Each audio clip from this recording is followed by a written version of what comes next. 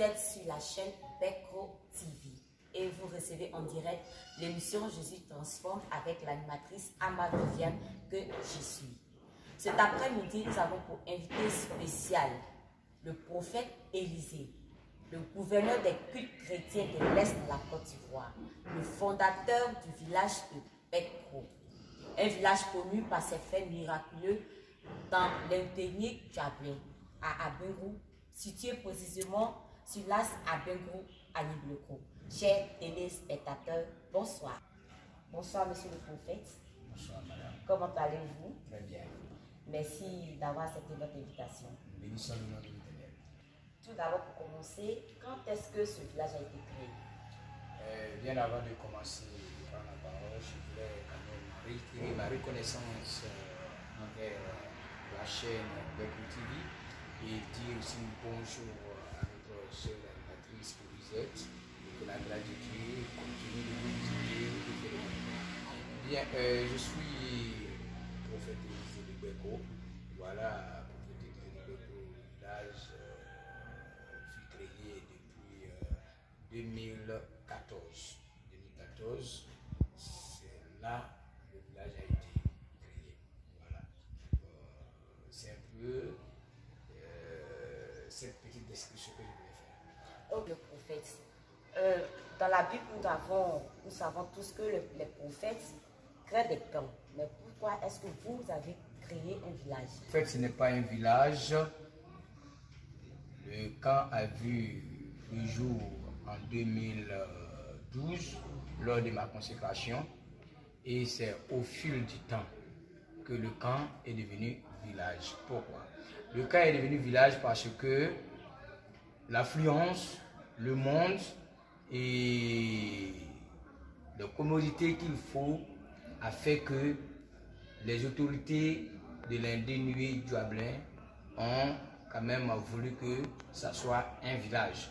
Donc, comme vous le constatez sur des pancartes géographiques, le nom Bekro est mis comme un village. Sinon, il a la particularité d'un camp. Voilà, c'est un camp, mais l'affluence, le monde et tout, c'est devenu un village par la force des choses. Voilà. Quelle est la signification de ce village? Bien, je voulais dire que le mot Bé, d'abord le mot Bekro est divisé en deux, il y a la racine et il y a le suffixe. La racine qui est Bé et le suffixe qui est Pro. Alors, Bé qui veut dire Anjula, blanc. Donc, le mot Bekro est parti de deux appellations. Bé Anjula qui veut dire blanc et puis Bé Anouchi qui veut dire vérité comme on le connaît très bien. Donc, du coup, si on veut rallier le Kro qui veut dire village en Naka, donc si on veut aligner les deux, on a Bé qui veut dire village de la purification et Bé Kro village de la vérité. Parce que la Bible déclare que tu connaîtras la vérité t'affranchira.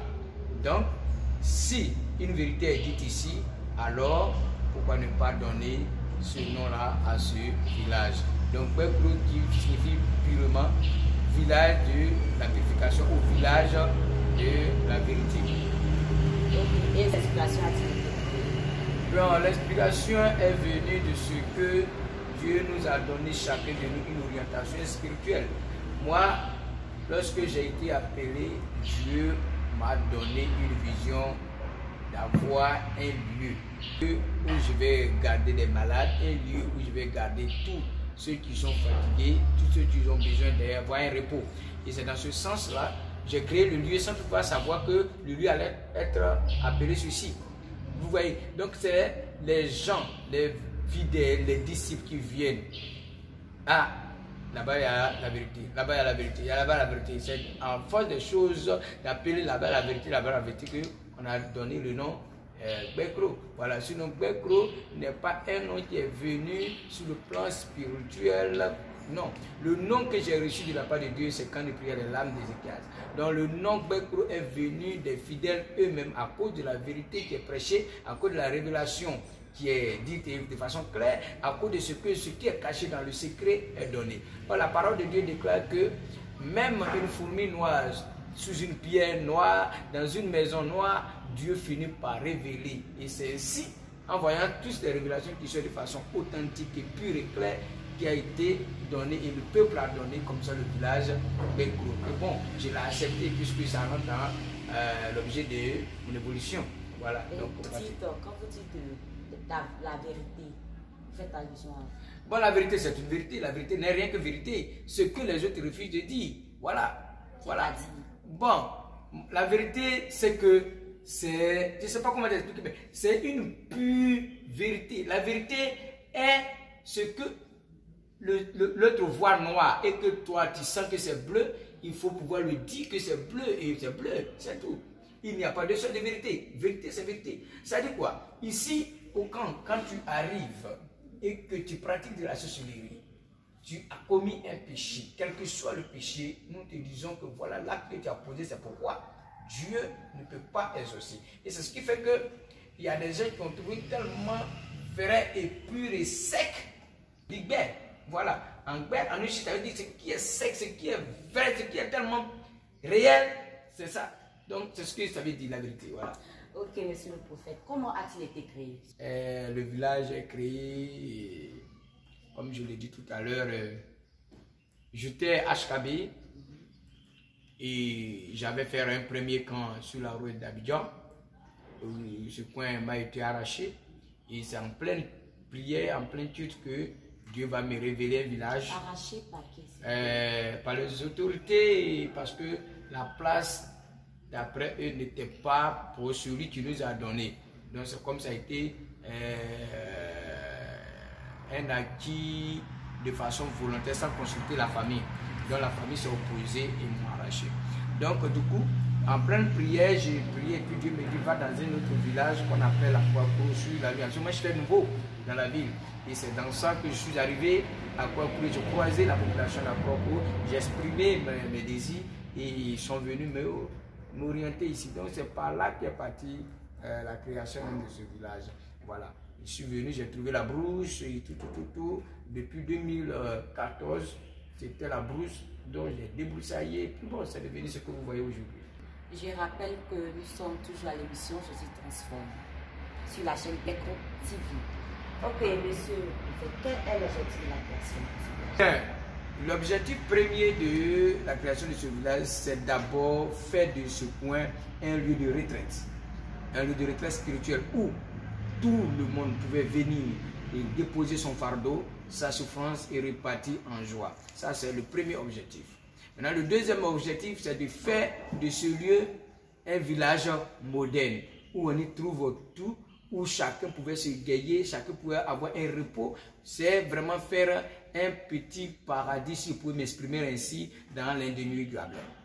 Quels sont les règlements pour y habiter? Bien, il n'y a pas de règlement, comme vous le savez très bien. Dans un milieu, il y a toujours des petites lois à suivre. Mais il n'y a pas trop de grandes choses. Simplement, il faut veiller au respect de la propreté, au respect de l'hygiène, au respect de l'amour, au respect de la charité. C'est tout ça qu'il faut respecter dans ce village pour pouvoir mieux être en harmonie avec les personnes. Et quelle est votre vision future? Ma vision, il faut dire, madame, elle est vraiment grande. J'ai une vision lointaine, une vision proche. Bon, la vision proche, c'est d'abord de satisfaire le peuple de l'Indéniable dans le cas des maladies spirituelles. La deuxième vision, c'est que faire de ce lieu un lieu vraiment touristique où plusieurs personnes pourront venir visiter, chercher à découvrir, faire de telle sorte que les gens aient l'envie de bénéficier de la prière. C'est ça mon objectif premier. Capter l'âme, capter les images, capter la pensée des enfants de Dieu. C'est-à-dire, quel que soit le lieu où ils sont, qu'ils reviennent se reposer en toute tranquillité en cherchant la face de Dieu. Et quels sont les apports des autorités? Bien, pour l'heure, il n'y a pas encore eu d'apport d'autorité. J'évolue de mes propres ailes. Tout ce que vous voyez ici fait partie de mes réalisations personnelles. Et voilà. Et aujourd'hui, je ne vis que par des mains gracieuses, par des gens de bonne volonté. Sinon, aucune autorité n'a posé un acte ici pour le moment. Peut-être à la longue. La preuve en est, j'ai demandé l'arrivée du courant, je suis dans le noir. Mais jusqu'à présent, j'ai fait des demandes et tout. Personne n'a réagi. Personne n'a réagi. En général, personne n'a réagi. Je suis encore là. J'attends que Dieu fasse ce qu'il veut faire de moi. Vous avez fait appel aux autorités?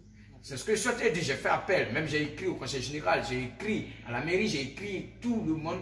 Personne n'a répondu. Donc j'évolue de mes propres grés. J'évolue de mes propres mains. Je travaille selon l'inspiration. Tout ce que vous voyez, c'est des donateurs, des gens qui ont été guéris, des gens qui ont été satisfaits, des gens qui ont eu des promotions, qui ont eu des orientations spirituelles, qui ont été convaincus. C'est ceux-là qui travaillent et qui apportent un appui à l'évolution de l'œuvre. Je rappelle encore que le camp de prière des lames d'Ézéchias est situé à Abenkou, précisément sur l'as Abenkou à Nibioko. Monsieur le prophète, quelle est la différence entre ce village et les autres villages? Bien, la différence c'est que ce village a un caractère spirituel.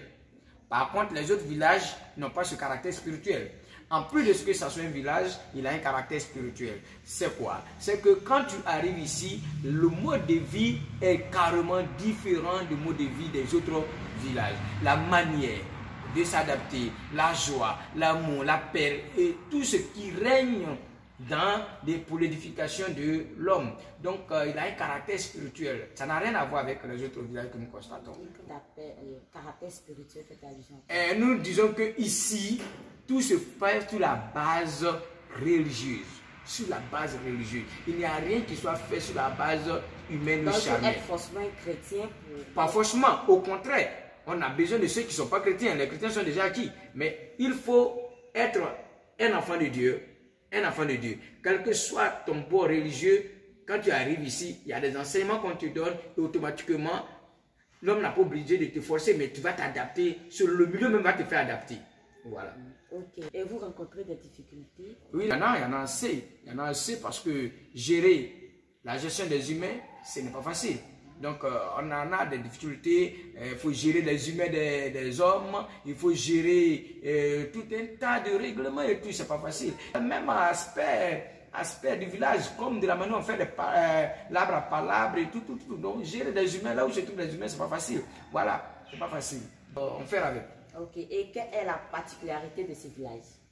La particularité de ce village, on tourne en rond, hein, on tourne en rond. Nous savons que c'est un village, mais le point clé, c'est un camp de prière. Donc la particularité du village, c'est la prière qui fait la particularité du village. Nous prions.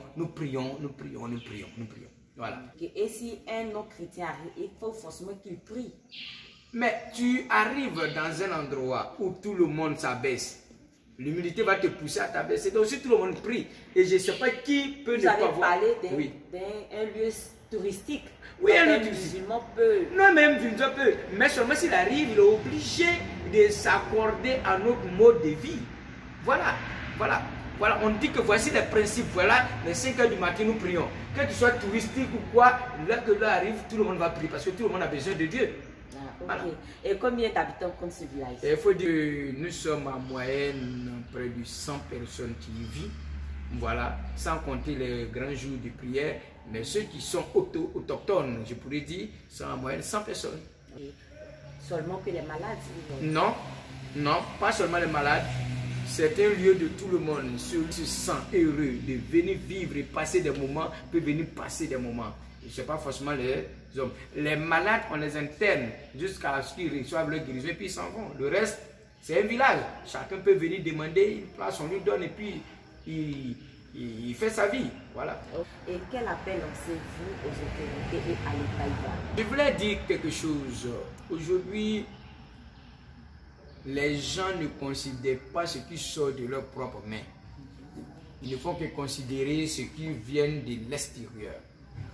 Alors, moi je voulais dire, au lieu d'aller aider les autres pays à avancer sur le plan spirituel, vous avez pour vous une occasion d'aider les vôtres à avancer.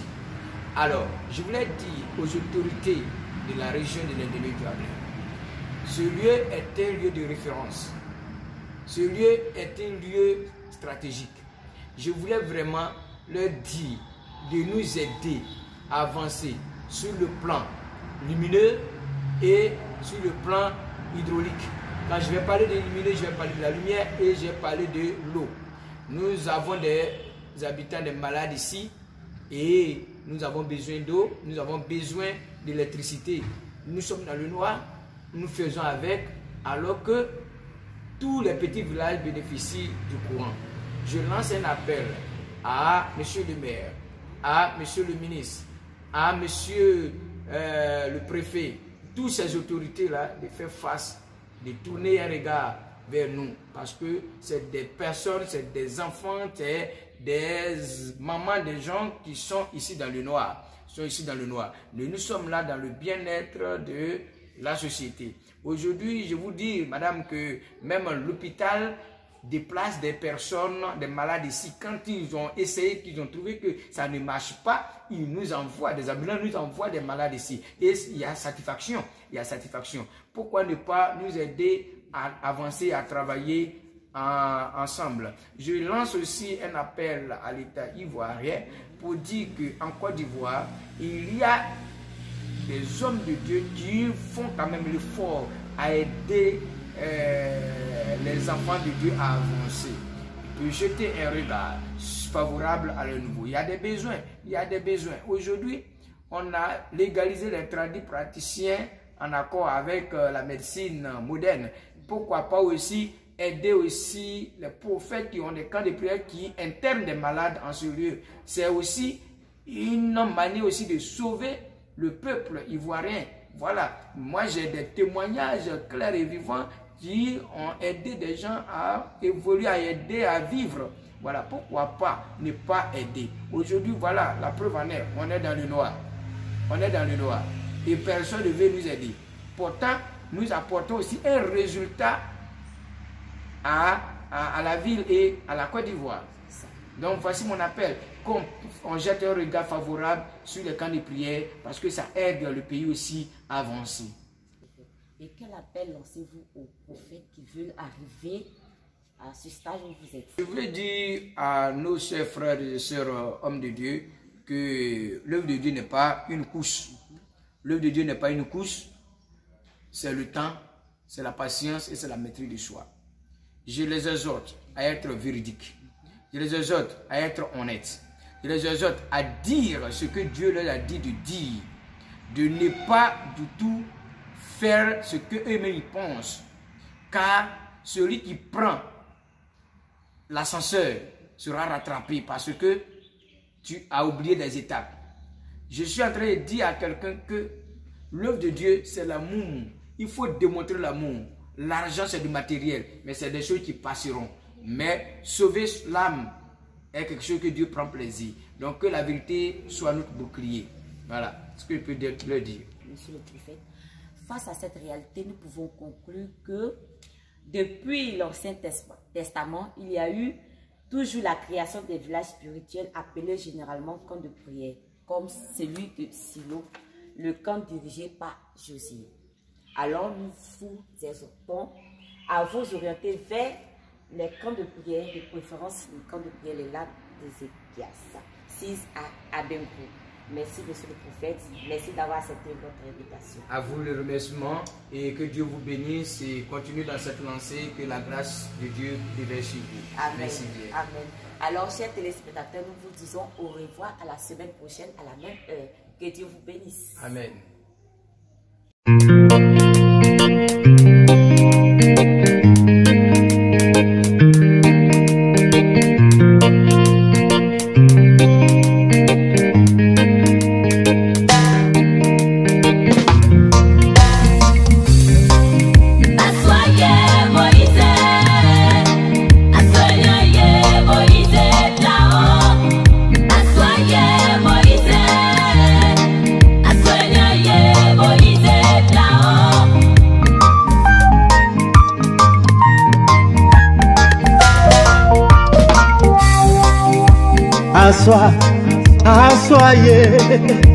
Assoye Moïse, Assonaye Moïse, Assonaye Moïse Blao, Assonaye Moïse.